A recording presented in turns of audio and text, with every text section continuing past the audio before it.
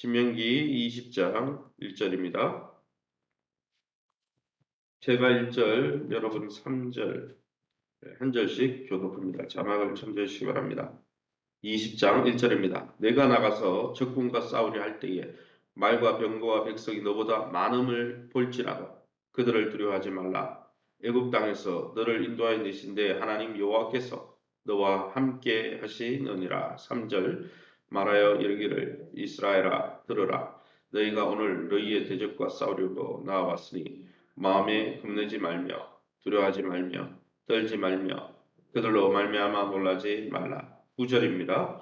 백성에게 이르기를 마친 후에 군대의 지휘관들을 세워 무리를 거느리게 할지니라. 10절 내가 어떤 성읍으로 나아가서 치려 할 때에는 그 성읍에 먼저 화평을 선언하라. 19절 너희가 어떤 성읍을 오랫동안 에워싸고 그 성읍을 쳐서 점령하려 할 때에도 도끼를 불러 그곳에 나무를 찍어내지 말라. 이는 너희가 먹을 것이 될 것이미니 찍지 말라. 들의 수목이 사람이냐?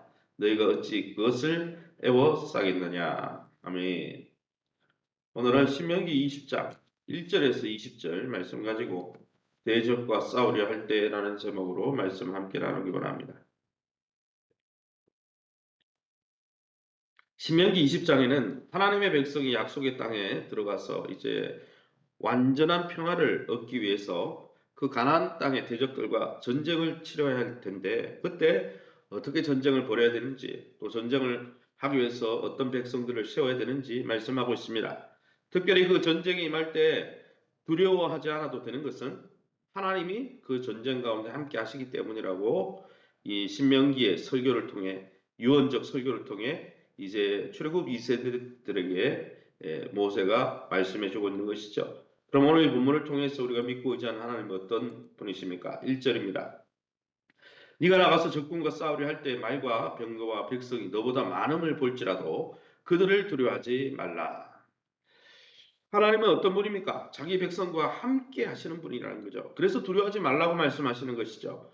자기 백성을 대신하여 싸워주시는 분임을 믿어야 된다고 우리에게 말씀해 주고 있는 것입니다. 현재 이스라엘을 대적하는 수가 아무리 많고 잘 무장되어 있다 할지라도 과거 애굽에서 그들을 인도해 내신 하나님의 능력을 기억해 보라고 모세는 말씀하고 있습니다. 그 하나님의 능력 앞에서 이집트의 전차부대도 아무것도 아니었다는 것이죠. 하나님이 그때도 함께 해주셨지만은 오늘도 약속의 땅 가운데 함께 하시며 자기 백성을 구원해 주시기에 이스라엘 출애굽한 이스라엘 2세대는 두려워할 필요가 없었다는 것입니다. 하나님은 오늘 우리가 치르고 있는 이 인생의 영적 격렬한 싸움 또한 외면하지 않으시고 자기 백성을 도와주실 것입니다. 요즘 크고 힘센 대적과 싸우는 것처럼 피곤하고 영적으로 힘이 듭니까?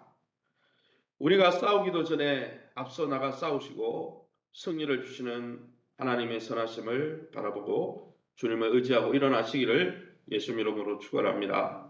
19절 말씀입니다. 19절 말씀에 너희가 어떤 성읍을 오랫동안 에워싸고 그 성읍을 쳐서 점령하려 할 때에도 도끼를 둘러 그곳에 나무를 찍어내지 말라. 이는 너희의 먹을 것이 될 것임이니 라고 말씀하고 있습니다. 19절과 20절에 보면 이 점령을 할 때 사람과 싸울더라도 그 땅의 나무와 땅 그리고 그것을 누려야 될 사람들을 깊은 관심으로 돌아보신다는 것이죠. 하나님은. 그래서 너희가 성읍을 점령할 때 완전히 그냥 토벌하듯이 나무까지 찍어내고 숲을까지 찍어내고 야채 나무까지 찍어내고 그래가지고 너네가 들어가서 황무지가 되어서 너네가 고통스럽게 살면 되지 않는다. 그래서 그곳에 나무와 과실수를 이야기하죠. 그냥 일반 나무가 아니고 과실수 나무를 찍어내지 말라. 왜? 너희가 들어가서 먹을 것이 될 것이기 때문에 너희 일용할 양식이 될 것이기 때문에 주님이 이처럼 우리의 영적인 관심뿐 아니라 육적인 일에도 관심이 있으셔서 나무를 찍어내지 말라 이렇게 권면했다는 것이죠.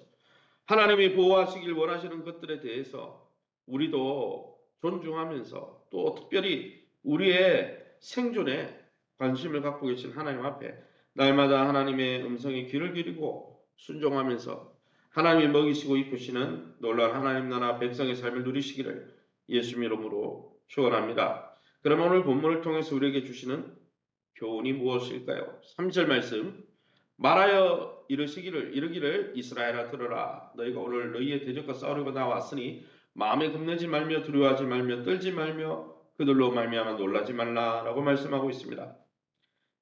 제사장은 모세에게 이 말씀과 권면을 듣고 백성에게 대신 전하게 되는 역할을 하는 거죠. 제사장들이 이제 백성들에게 전하는데 레위 지파 사람들이 백성에게 전쟁에 나가기 전에 뭐라고 이야기하라는 거예요? 대적들을 겁내지 말라. 함께 하시는 하나님을 믿고 싸우라. 이렇게 권면하고 격려하라는 거죠. 왜요? 전쟁에 나가서 두려워하지 않을 사람이 없기 때문이죠. 사랑하는 성도 여러분, 오늘 우리가 이 말씀으로 두려워하지 마라. 놀라지 마라. 하나님이 너와 함께하고 계시다. 이렇게 격려해야 될 사람이 누구입니까? 우리를 둘러싸고 있는 환경으로 인해서 기죽지 말고 그 환경보다 크신 하나님을 바라보자고 말씀으로 권면하고 함께 믿음의 손을 펼쳐서 손을 맞잡고 일어나시기를 예수님 이름으로 축원합니다. 9절 말씀입니다. 백성에게 이르기를 마친 후에 군대의 지휘관들을 세워 무리를 거느리게 할지니라. 제사장이 이 백성에게 격려의 말을 마친 후에 전쟁에 나갈 때 항상 격려하라는 거예요. 왜요? 두렵기 때문이죠. 그래서 제사장이 이 격려의 말을 끝내면 이제 군대의 장교들이 소수의 헌신된 구자들을 모집하라 말하고 있어요. 그래서 9절에 백성에 이렇게 권면한 다음에 제사장이 권면한 다음에 군대의 지휘관을 동원해서 무리를 모으라는 거예요. 이제 전쟁에 나가야 되니까 무리 모아야 되죠. 그런데 여러분 전쟁에 나가는데 5절에서 9절에 읽어보면은 전쟁에 나가지 못하는 사람들이 있어요. 전쟁에 나갈 때 차출하면 안 되는 사람이 있어요. 어떤 사람이 차출되면 안 됩니까? 집이나 재산이나 여자 뭐 이렇게 금방 결혼한 갓 결혼한 신혼부부처럼 자기 아내의 마음이 빼앗기는 사람은 차출하지 말라 그랬어요. 왜요? 전쟁에는 마음을 한 곳에 모아야 되는데 두고 온 집 때문에, 두고 온 재산 때문에, 두고 온 아내 때문에 마음이 뺏기면 전쟁에 이길 수가 없잖아요. 그런 사람 뽑지 말라. 겁이 있고 겁이 또 많고 두려워하는 사람도 뽑지 말라 그랬어요. 왜요? 전쟁은 담대해야 되기 때문이죠. 그러기에 두 마음을 품거나 집에 뭐 두고 왔는데 두 마음을 품거나 약하고 유약한 마음을 품은 상태에서는 전쟁을 이길 수 없다라는 거죠. 그래서 하나님은 그런 사람들은 다 빼고 마음이 담대하고 정말 전쟁에 온전히 집중해서 하나님을 의지할 한 마음으로 주님을 쫓을 사람들을 뽑으라 말씀한 거죠. 영적 전쟁에 임하는 우리와 우리 공동체의 마음은 어떠합니까? 두 마음을 품고 있습니까? 마음이 유약한 가운데 있습니까? 저와 여러분이 하나님을 의지하고 한 마음으로 주님을 굳게 의지하고 영적 전쟁 가운데 날마다 승리하시기를 예수님 이름으로 축원합니다. 마지막으로 10절 말씀입니다. 10절에 네가 어떤 성읍으로 나아가서 치료할 때에는 그 성읍에 먼저 화평을 써놔라. 전쟁을 벌이더라도 하나님의 백성이 전쟁을 벌이더라도 어떻게 하라는 거예요? 성읍 사람들과 먼저 평화협정을 맺으라는 거예요. 우리가 이렇게 해서 전쟁하려고 그러는데 너희가 우리의 이 제안을 수용하라. 말로 먼저 평화를 선언하는 거죠. 우리는 굳이 피를 보이지 원하지 않는다.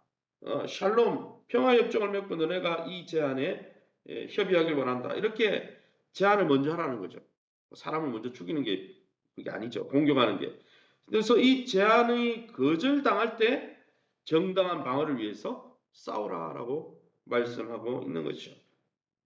그러나 결국은 어떻습니까? 가나안 족속과 평화협정을 맺은 족속도 있었죠. 기브온 족속처럼 찾아와가지고 변장해가지고 멀리서 온 것처럼 속여가지고 여호수아 시대 때 협정을 맺어가지고 이 기브온 사람들은 결국 나중에 보면은 성막에 물지게 지고 땔감 이렇게 장작 패고 이런 일을 했지만은 어쨌든 그렇게 해서 산 사람이 있는 반면에 가나안 족속들은 다 거부하고 또한 가나안 족속은 타락할 대로 타락했기 때문에 하나님 심판하려고 했기 때문에 그러나 가나안 족속은 완전히 하나님이 진멸하셨습니다. 가나안의 타락한 죄성에 하나님의 백성이 물들지 않게 하기 위해서 하나님이 완전히 진멸하신 것이죠.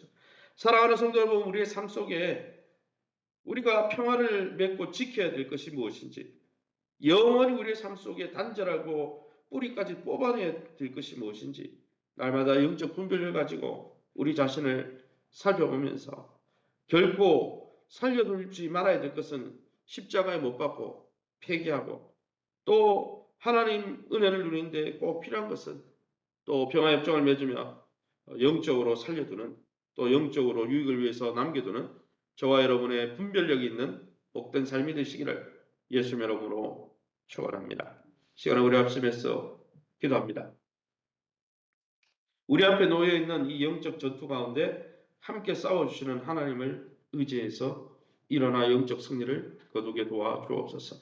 오늘 하루도 이 땅에서 하나님 나라를 하나님이 지키시고 돌보시고 인도하신 하나님 나라의 풍성이 경험하며 그 하나님과 교제하면서 하나님의 영광을 선포하는 우리의 삶 되게 해달라고, 교회가 이 일을 위해서 일들 양육과 또 여러 가지 일들을 벌이고 있는 이 사역 위에 하나님께서 기름 부어달라고, 오늘도 주님이 보내신 성령으로 충만케 하여 주시고 주님의 몸인 교회 안에서 주님의 영인 성령 안에서 오늘 하루도 변화와 성장을 경험할 수 있도록 우리 전행교 장로님, 김명수 권용호 성도님 외에 우리 환우들을 위해서 또 자녀들의 앞길 임신과 결혼과 취업과 진학을 놓고 또 우리 성도들의 기업을 놓고 우리 합심해서 통성으로 기도합니다. 주여 하나님 아버지 은혜 감사합니다. 하나님의 은혜 가운데 이 새벽에도 주님 전쟁 가운데 놀라지 마라, 두려워하지 말라, 내가 너와 함께 하겠다 말씀해 주시고 약속해 주시니 감사합니다.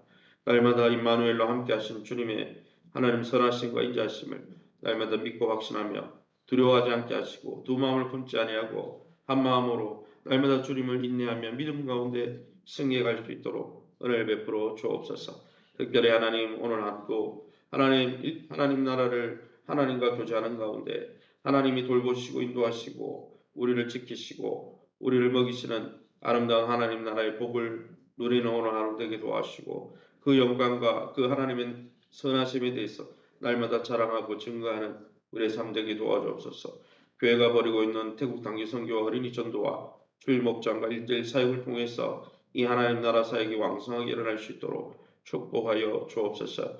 오늘도 구하라 찾으라 두드리라 가장 좋은 것을 너에게 부어주리라 나의 영을 부어주리라 하신 주님, 성령으로 충만케 하시고 하나님의 전신갑주를 입혀 주시며 주님의 영 성령 안에서 주님의 몸인 교회 안에서 성령과 교회 안에서 날마다 변화와 성장을 경험하는 아름다운 우리의 믿음 생활 될 수 있도록 축복해 주옵소서. 우리 전영교 장로님, 김명숙 권사님, 권영호 성도님 외에 환우들을 만져 주옵소서. 영육간에 치유해 주시고 근심과 염려형이 사라지게 하시고 하나님 우리의 삶 속에 하나님 우리를 좀먹는 가난과 질병의 영, 염려의 영, 또 하나님 고통의 영들 한 길로 왔다 열 길로 다 떠나가게 도와 주시옵소서. 자녀들의 앞길을 축복해 주옵소서. 임신을 또 하나님 하여서 출산을 앞두고 있는 가정, 또 임신하기를 원하는 가정, 또 결혼 정년기에 들어 결혼 배우자를 구하는 가정, 결혼을 준비하는 가정, 또 하나님 취업을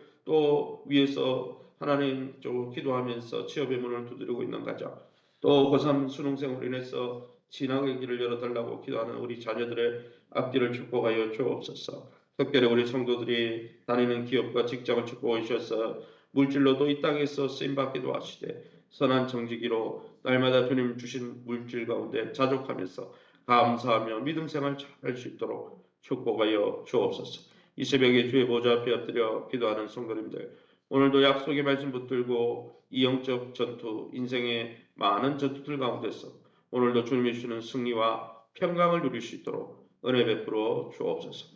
모든 영광 하나님께 돌려드리며 예수님 이름으로 기도합니다.